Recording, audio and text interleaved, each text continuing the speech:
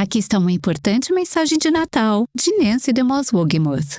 Se eu chegasse até você hoje com uma boia e oferecesse ajuda para te salvar, mas você não estivesse se afogando, nem presa em uma casa em chamas, ou sem algo do qual realmente precisasse ser salva, você provavelmente diria: "Ah, que gentileza sua, mas eu acho que hoje não preciso ser salva."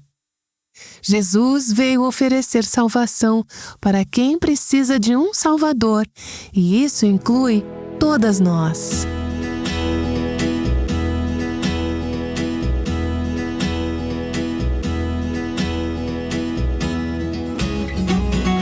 Este é o Aviva Nossos Corações, com Nancy DeMoss Wogemuth, autora do livro A Sós com Deus, na voz de Renata Santos. Quem foi visitar Jesus quando ele nasceu? A maioria das pessoas diria os pastores e os reis magos. Mas essa semana vamos falar sobre um personagem que muitas vezes passa despercebido na história do Natal. Ele encontrou o menino Jesus antes mesmo dos magos chegarem. Consegue adivinhar quem é? Antes de irmos para o ensinamento, Nancy vai compartilhar sobre uma frase que temos comentado bastante aqui no Aviva Nossos Corações. Quero te fazer uma pergunta. Quem é a sua âncora? É Cristo? Ele é a nossa âncora segura. No evento Mulher Verdadeira 2022, nossa equipe perguntou a algumas mulheres o que essa frase significa para elas. Aqui está o que a Brianna respondeu. Perseverança inabalável. Eu penso em João 15, quando Jesus diz que Ele é a videira e nós somos os ramos. Ele fala sobre permanecer. Quando a gente estuda essa palavra permanecer, ela tem a ver com estar enraizada. Se você estudar uma árvore, vai ver que ela recebe todos os nutrientes pelas raízes. Isso faz João 15 ganhar vida de uma forma totalmente nova. Sou uma pessoa visual. E quantas vezes Deus fala sobre árvores e a força delas? Mas uma árvore só é forte por causa do seu sistema de raízes. Nossa âncora, nossa raiz não está no mundo. Não está em nós mesmas, está em Cristo. Então, quando ouço nossa âncora segura, é isso que me vem à mente. É isso mesmo. O Aviva Nossos Corações tem como missão encorajar mulheres a se apegar a Cristo, a estarem enraizadas e firmadas nele. E o seu apoio a este ministério torna isso possível. Você está ajudando milhares de mulheres a se ancorarem em Jesus. Se você fez uma doação recentemente ao Aviva Nossos Corações, eu quero te agradecer de coração. Em tempos como estes, com tantos desafios econômicos, sua oferta talvez represente um grande sacrifício. Muito obrigada por tornar possível o nosso trabalho de compartilhar a verdade e ajudar mulheres a florescerem em Cristo. E se você ainda não fez parte disso, você consideraria, em oração, contribuir com o que Deus colocar no seu coração? Acesse o nosso site www.avivanossoscorações.com e saiba como pode contribuir com este ministério. Entramos no mês de dezembro e com isso nossa mente já está totalmente voltada para o Natal. Hoje vamos começar a série Meus Olhos Já Viram a Tua Salvação. E vamos falar sobre um personagem pouco lembrado do Natal, Simeão. Nancy vai citar várias passagens bíblicas e temos o link de todas elas em nossa transcrição. Estamos utilizando a versão NAA. Não há dúvida, estamos no tempo do Natal. Os sinais estão por toda parte. Na minha casa já tem música natalina tocando e luzinhas brilhando. Se você é como a maioria das mulheres que eu conheço, essa é uma época muito corrida. Recebi um e-mail de uma amiga na semana passada dizendo que nas próximas 11 noites, ela e o marido já têm algum tipo de compromisso todas as noites. E alguns desses compromissos serão na casa deles. É mesmo uma época de muita correria e compromissos. E é por isso que aqui, no Aviva Nossos Corações, queremos te convidar a fazer uma pausa nesses dias, parar um pouco, refletir, sair da correria e meditar sobre o verdadeiro significado do Natal. Vamos saborear a realidade do Natal, o verdadeiro motivo desta celebração e meditar nos acontecimentos no primeiro Natal. Vamos estudar alguns eventos que aconteceram logo depois que Jesus nasceu. Estamos nos preparando para celebrar o nascimento de Cristo, mas o texto que vamos estudar fala de momentos que aconteceram logo após o nascimento dele. É um trecho bem conhecido e, às vezes, quando um texto é familiar, a gente lê rápido demais e acaba passando batido. A história do Natal é contada e recontada tantas vezes. Muitos de nós a ouvimos desde meninas, e isso pode nos fazer perder detalhes preciosos. Mas eu quero que a gente tire um tempo para realmente saborear e mergulhar nesse trecho de Lucas, capítulo 2. Vamos aprender algumas verdades profundas sobre Jesus, quem ele é e por que ele veio. Teremos uma nova visão do Evangelho, o que ele significa, do que se trata e como podemos receber Cristo hoje como nosso Salvador e Senhor. Nos 2 primeiros capítulos do Evangelho de Lucas, encontramos cenas que são bem conhecidas, aquelas que vemos representadas em presépios, que ouvimos nas canções e leituras de Natal. Você se lembra de quando o anjo apareceu a Maria e disse: "Você vai ter um filho"?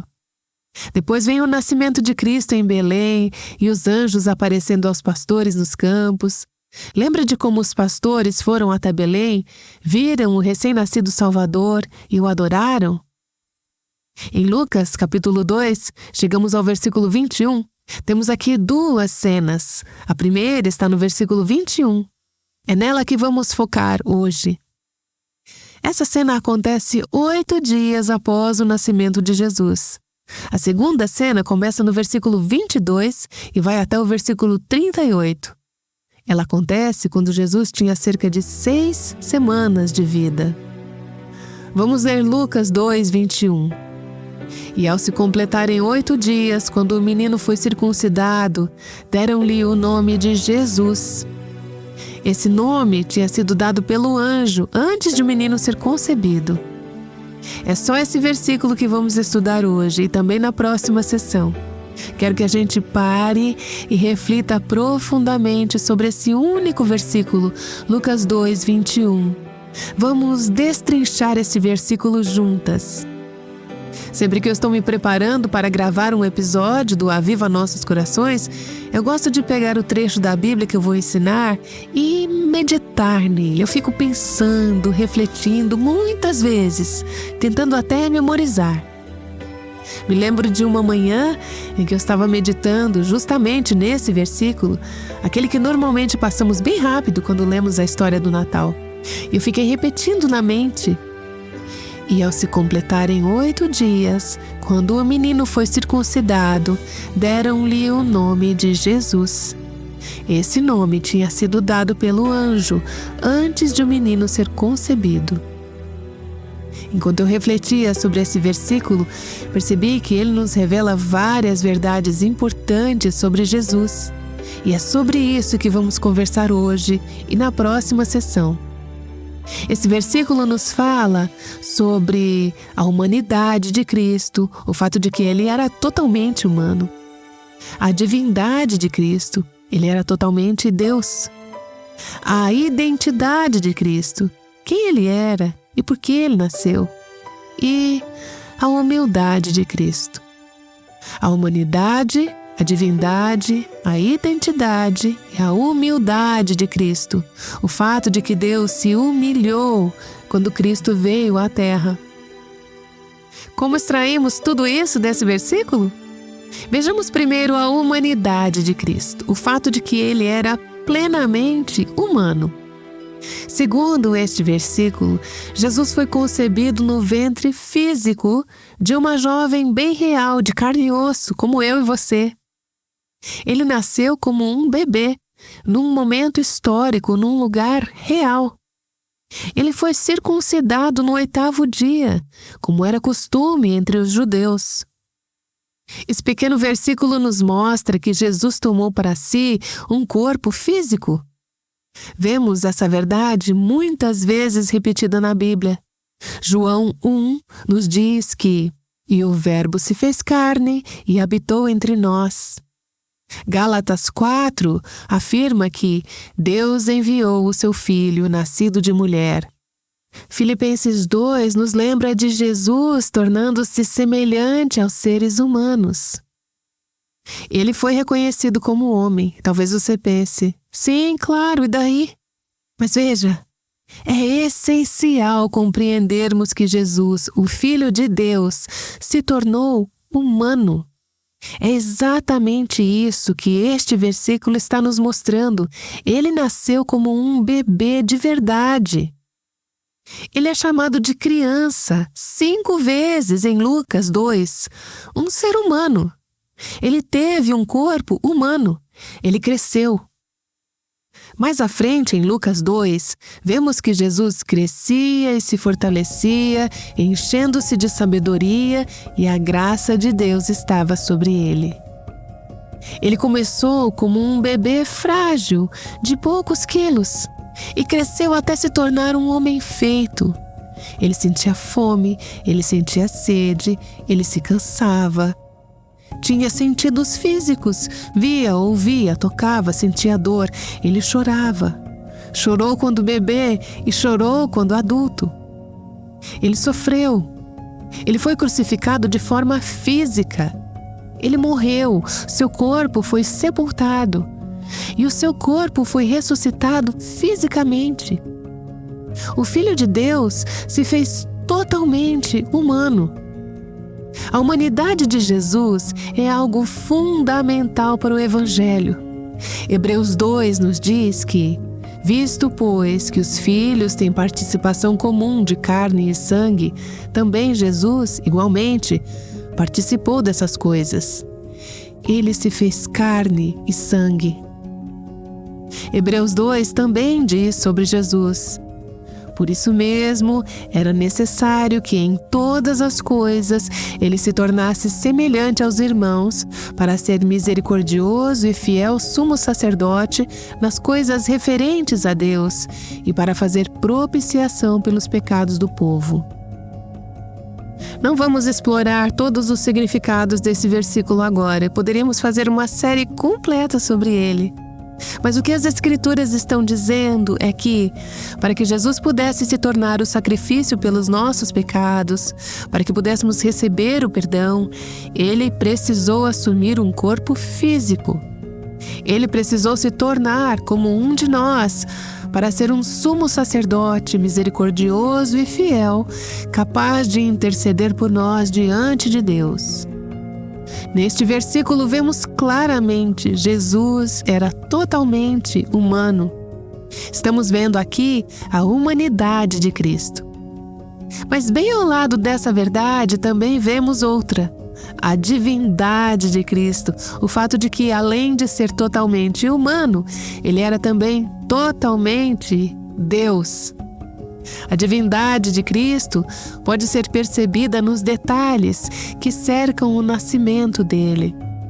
E mesmo nesse único versículo de Lucas 2:21, já encontramos 2 evidências claras de que Jesus era Deus. Diz o texto: e ao se completarem 8 dias, quando o menino foi circuncidado, deram-lhe o nome de Jesus. Até aqui nada muito fora do comum. Isso poderia ser dito sobre qualquer outro bebê da época. Mas o versículo continua. Esse nome tinha sido dado pelo anjo, antes de o menino ser concebido. E aí percebemos, esse não era um bebê qualquer. Havia algo totalmente diferente sobre essa criança. Como vemos a divindade de Jesus nestes versículos? Veja, o fato de que ele foi concebido no ventre de uma mulher não é, por si só, incomum. Todo bebê é concebido assim. Mas essa concepção foi única. Jesus foi concebido no ventre de uma virgem. Isso é sobrenatural. Ele foi concebido pelo Espírito Santo. Isso também é sobrenatural. Seu nascimento foi absolutamente sobrenatural. No capítulo anterior, Lucas 1, você se lembra de como o anjo Gabriel apareceu a Maria, que era virgem, e o anjo disse: "Você ficará grávida e dará à luz um filho, a quem chamará pelo nome de Jesus. Este será grande e será chamado Filho do Altíssimo." Então Maria disse ao anjo: "Como será isto, se eu nunca tive relações com homem algum? Como isso pode ser? Isso é impossível." Era isso que ela estava dizendo. E o anjo respondeu: "O Espírito Santo virá sobre você e o poder do Altíssimo a envolverá com a sua sombra. Por isso também o ente santo que há de nascer será chamado Filho de Deus." Quando lemos que esse bebê foi concebido no ventre, não foi uma concepção comum. Ele foi concebido pelo Espírito Santo no ventre de uma virgem. Isso só poderia acontecer com o Filho de Deus. Esse não foi um nascimento humano comum. O fato de ele ter sido concebido no ventre de uma virgem aponta para a sua divindade, o fato de que ele é Deus. Depois lemos também que ele recebeu o nome de Jesus. Lucas 2:21 nos diz que esse foi o nome dado pelo anjo antes mesmo de ser concebido no ventre. Agora veja, é comum que os pais escolham o nome de seus filhos ainda durante a gravidez, antes do nascimento. Mas raramente alguém dá nome a um bebê antes mesmo da concepção. Isso simplesmente não acontece.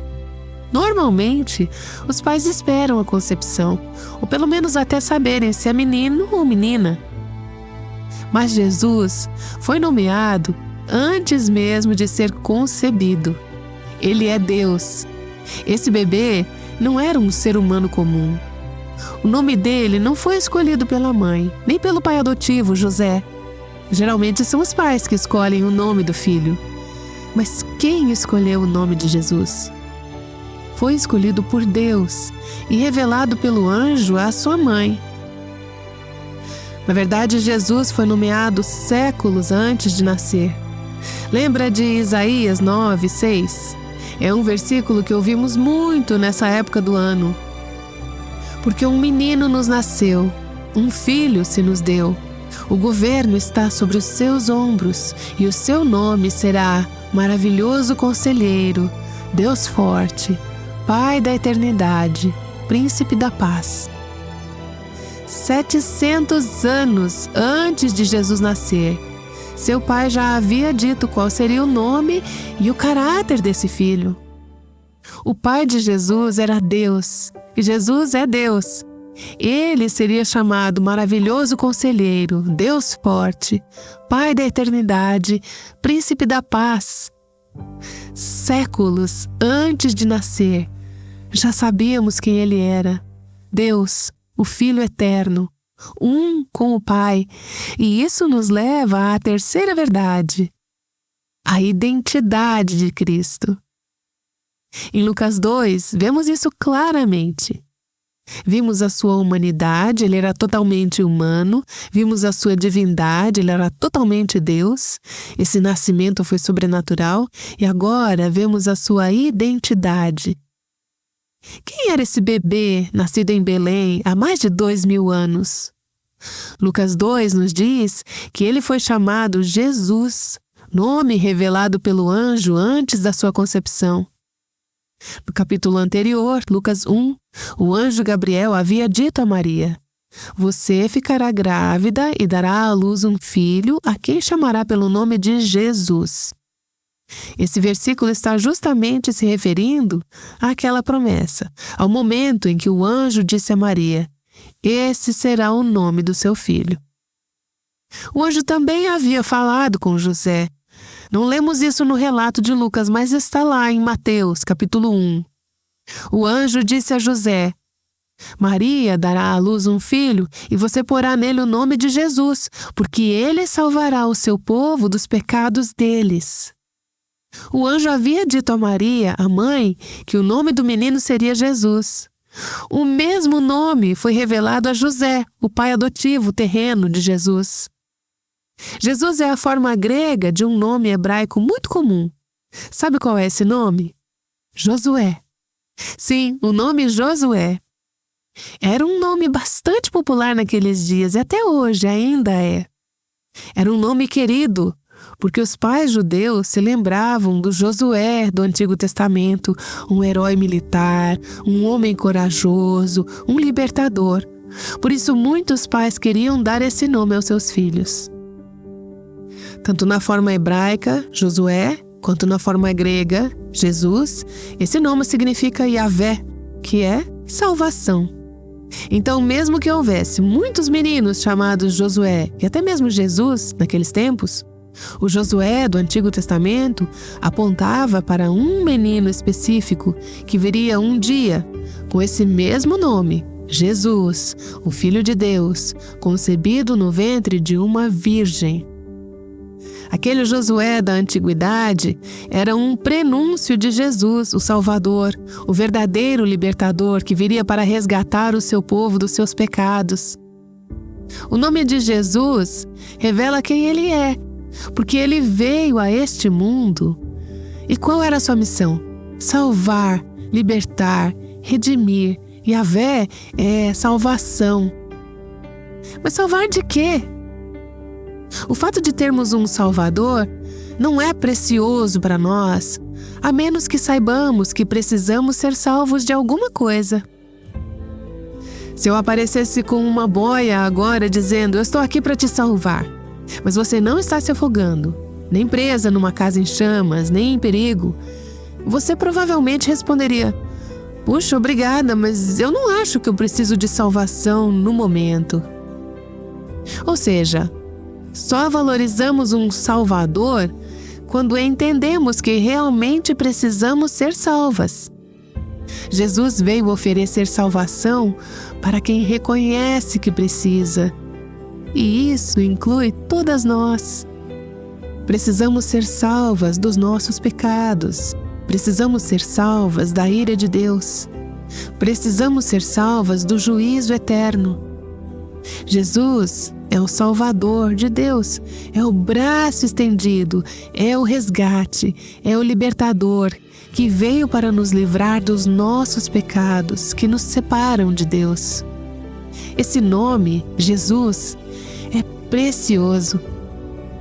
Mas sabe, às vezes, nós que convivemos com as coisas de Deus há muito tempo, corremos o risco de nos acostumar com esse nome. Ele escapa dos nossos lábios com facilidade. Eu fui exposta a esse nome desde sempre. Meus pais falavam de Jesus desde o ventre. Mas ao estudar esse texto, Deus reacendeu no meu coração o valor profundo desse nome. Deixe-me compartilhar com você 4 verdades sobre o nome de Jesus. Em primeiro lugar, o nome de Jesus é fonte da salvação. O livro de Atos diz: e não há salvação em nenhum outro, porque debaixo do céu não existe nenhum outro nome dado entre os homens pelo qual importa que sejamos salvos. Somente o nome de Jesus pode salvar. Maomé não pode salvar você. Buda não pode salvar. Confúcio não pode salvar. Seu pastor, seu padre, sua denominação ou sua igreja não podem salvar você. Nem mesmo seus pais cristãos, sua reputação religiosa ou o que as pessoas pensam sobre a sua fé.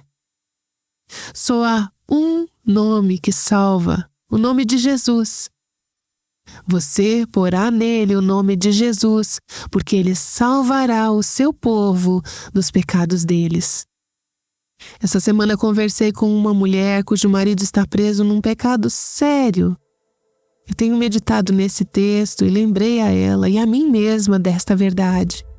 Jesus veio para salvar o marido dela dos pecados. O nome de Jesus é a fonte de salvação. Sim, ele é cristão, mas neste momento ele está tropeçando, preso a um pecado. E Jesus veio justamente para libertá-lo. Esse é o Evangelho, essa é a nossa esperança.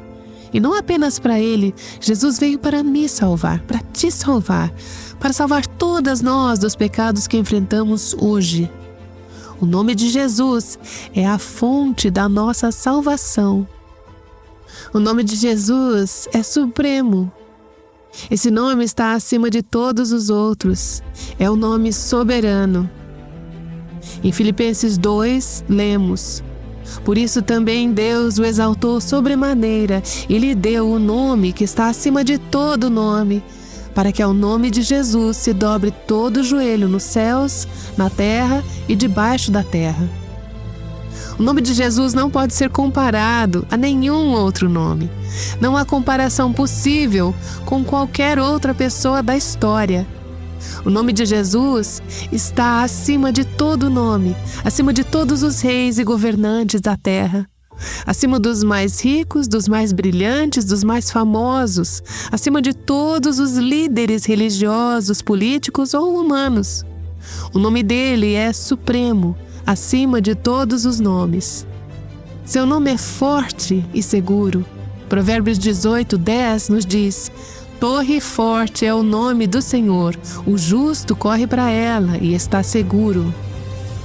Eu não conheço os medos que você está enfrentando nesta época do ano, mas eu gostaria de te lembrar que o nome do Senhor é uma torre forte. Ele é o seu lugar de refúgio, Ele é o seu abrigo seguro. Você pode correr para esse nome e ali encontrar paz, descanso e proteção. E por fim, o nome de Jesus é doce. É nossa fonte de salvação. Seu nome é supremo e soberano, é forte e seguro, mas também é doce. Eu amo aquele versículo em Cânticos que diz: como perfume derramado é o seu nome. Que palavras doces para guardar no coração. Essa foi Nancy DeMoss Wogemuth, que volta já já para orar. Ela tem nos guiado por esses nomes que ouvimos com tanta frequência: Jesus e Salvador. Essa mensagem faz parte da série sobre Simeão chamada Meus Olhos Já Viram a Tua Salvação. Amanhã, Nancy vai mostrar como podemos enxergar marcas de humildade em Jesus, mesmo quando ele ainda era apenas um bebê. Você não vai querer perder. Aguardamos você aqui no Aviva Nossos Corações. Pai, hoje queremos levantar o nosso louvor a Ti. Te agradecemos e te adoramos por esse nome precioso, o nome que está acima de todo nome, Jesus. Eu oro para que algumas ouvintes hoje creiam nesse nome e sejam salvas. Que corram para o nome de Jesus e coloquem a sua confiança nele e somente nele. Senhor, eu oro por tantas que estão ouvindo agora e que talvez estejam passando por tempos difíceis, tempos de provações, tempos de sofrimento, de angústias. Que elas corram para o nome de Jesus e ali encontrem abrigo, paz e segurança. E que todas nós, durante esse tempo especial do ano, possamos adorar e louvar o Teu nome, esse nome doce, glorioso e eterno, Jesus. É neste nome que oramos. Amém. O Aviva Nossos Corações é o ministério em língua portuguesa do Revive Our Hearts com Nancy DeMoss Wogemuth, sustentado por seus ouvintes e dedicado a chamar mulheres à liberdade, plenitude e abundância em Cristo.